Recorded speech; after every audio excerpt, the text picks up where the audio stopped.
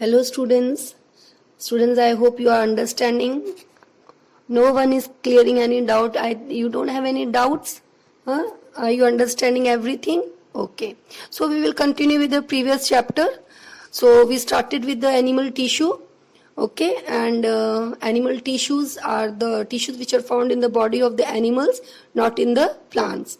So first tissue we discussed about was epithelial tissue. Okay, now what is the epithelial tissue? Who can answer this question? Akash? Epithelial tissue. Epithelial tissue, it forms the outermost protective covering of skin and many organs. Now, what is the question? What is the difference between the simple permanent tissue and the complex permanent tissue? Devangi, just answer this question. What is the difference between the simple permanent tissue and the complex permanent tissue? Simple permanent tissue consists of only one type of cells. Like parenchyma, it consists of only one type of cells.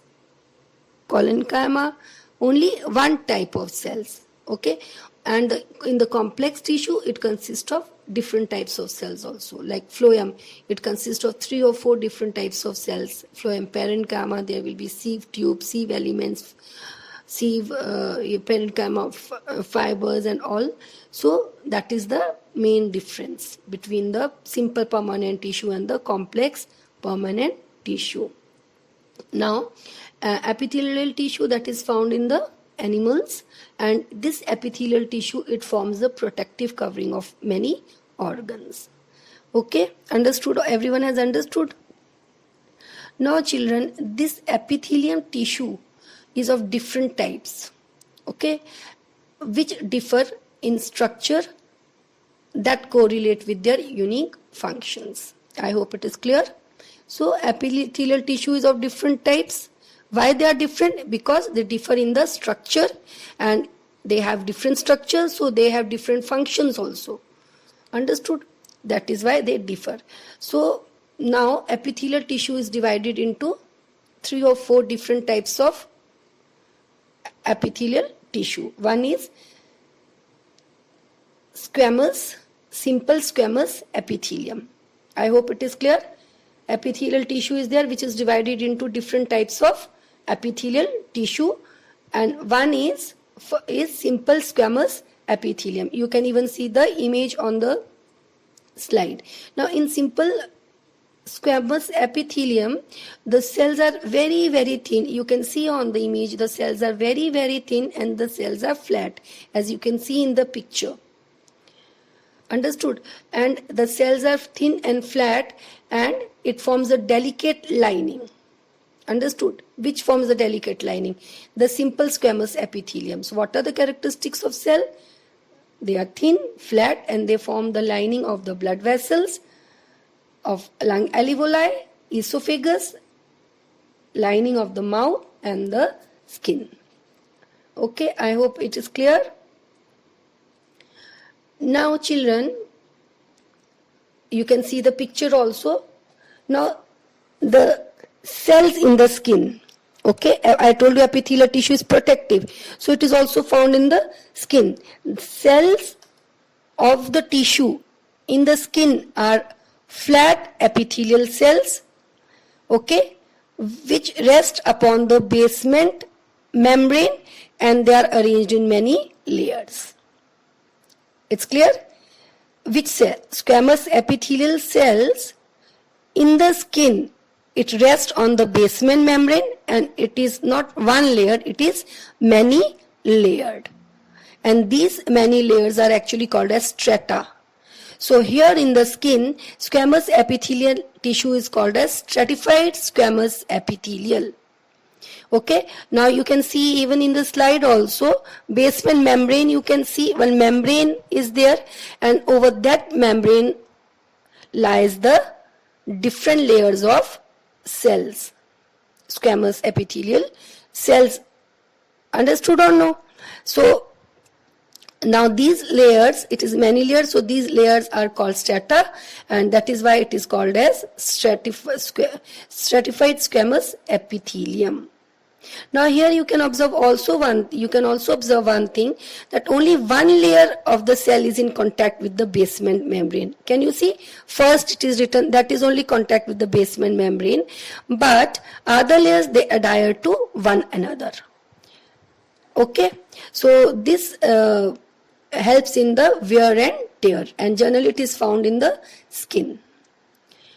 Clear? Children, if you have any doubt, please clarify your doubts. Okay, so the squamous epithelium is simple squamous epithelium and stratified squamous epithelium. Now we come to another tissue, that is columnar epithelium. This is different type of a epithelial tissue. Columnar means pillar-like, and here you can see also the cells are tall. Okay, so in columnar epithelium the cells are tall, and mainly they are found in those regions where absorption and secretion occurs. Actually, it is found in the inner lining of the intestine. What is found in the inner lining of the intestine? Columnar epithelium is found in the inner intestine. Inner lining of the intestine. Okay, because I told you that this epithelial tissue, they form the linings mainly, or the protective coverings. Okay, now children, this epithelial tissue, okay, in some organs like respiratory tract, they have one hair-like structures. Okay, and these hair-like structures are called cilia. You can see even in the picture. Okay, these are called as cilia, and what they do, whatever mucus enters in the respiratory tract. I think you all know what is respiratory tract. Nasal, your nostrils, nasal chamber, chin, trachea, then bronchi, then lungs. This is a respiratory tract. So in the respiratory tract, they line the respiratory tract, and they have cilia, columnar epithelium, and here they are called as ciliated columnar epithelium. Columnar epithelium has hair-like structures called cilia. Now the function of this is that the cilia, it moves all the mucus outside, because the cells contain the cilia, and cilia can move the mucus outside the cells. Understood or no? You can see the picture, nicely it is shown in the picture on the slide. But the cells are columnar cells. They are tall pillar-like cells only. Now we come to the cuboidal epithelium. Children, this cuboidal epithelium, as the name suggests, the cells are cube-shaped. Okay, and it forms the lining of the kidney tubules. What are kidney tubules? That you will study in class 10th. Okay, so generally these are found in the kidney tubules, and here it provides the mechanical support. And even you can see in the image also, the slide also, you can see simple columnar epithelium is given here. Okay, two are given, two slides are given. Okay, the second one, when you see it under the microscope, you get this type of you see this type of a picture. Children, then this what you say, epithelium, cuboidal epithelium, at some places, what it does, it takes part in secretion of some substances. The cells of cuboidal epithelium, it secretes certain substances, and it functions as a gland. Okay, at the surface, epithelial surface, they secrete certain substances and they function as glands, and they here the epithelium is called as glandular epithelium. Is it clear? You can see in the picture also.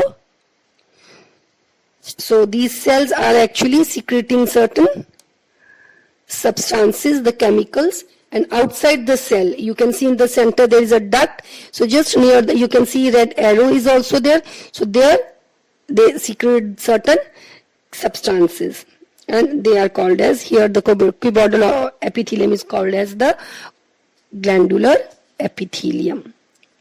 Is it clear to everyone? So these are the different type of epithelial tissue which we have discussed. Okay. Now actually what we are doing, we are studying the different types of tissues which are found in the animals. So first was the epithelium tissue. So after that we discussed the different types of epithelial tissues. Now second tissue is connective tissue.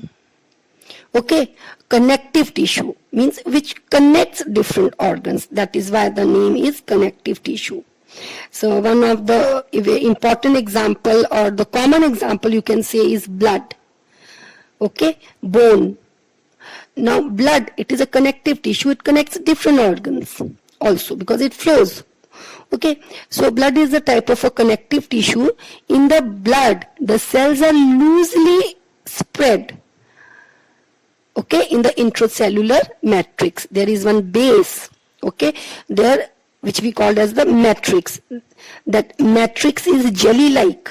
You all know jelly-like, semi-solid, not very watery, not solid. It is jelly-like. Okay, so that matrix is there, and in that matrix lies the cells of the connective tissue. Hope it's clear to all of you. So blood is the connective tissue. The matrix of blood is called as the plasma. Okay, and in this plasma is present different types of cells, that is RBCs, red blood cells, W blood cells, and platelets. Understood?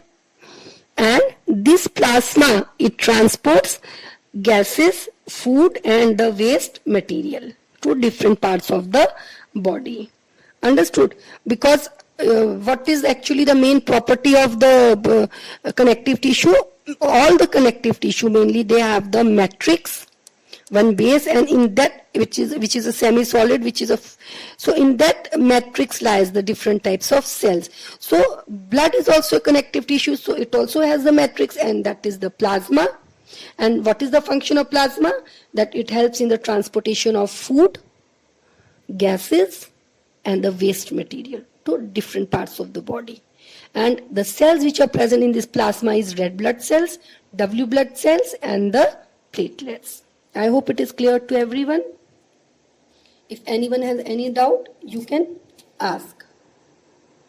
Okay. Now children, that was the blood. Now another connective tissue is bone. Bone is also a connective tissue. Okay. Now about bone we will discuss in next class. So we will study today till here only connective tissue, that example blood. About bone we will discuss in the next class.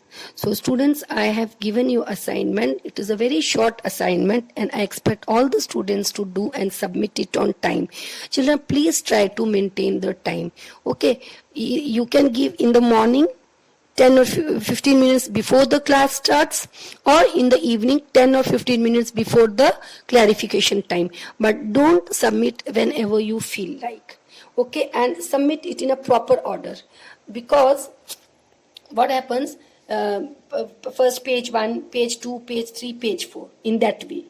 Okay, because it is difficult for me to arrange the pages. Okay. So, and whatever is explained to you, just revise. I am giving you question and answers also. So, those question and answers you will write in your copies. Okay. Thank you, students.